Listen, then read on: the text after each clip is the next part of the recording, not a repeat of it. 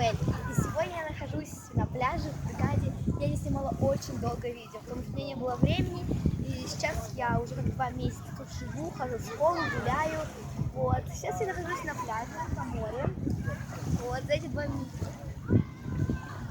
Солнце уже село, как сейчас уже почти вечер. За эти 2 месяца много чего произошло. Я уже хожу в школу. И скоро буду сдавать экзамены. И я буду теперь жить в Хургаде и летом, и зимой, и, может быть, приезжать в Москву иногда.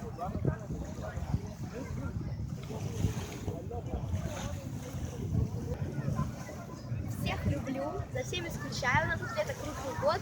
Всех жду, приезжайте.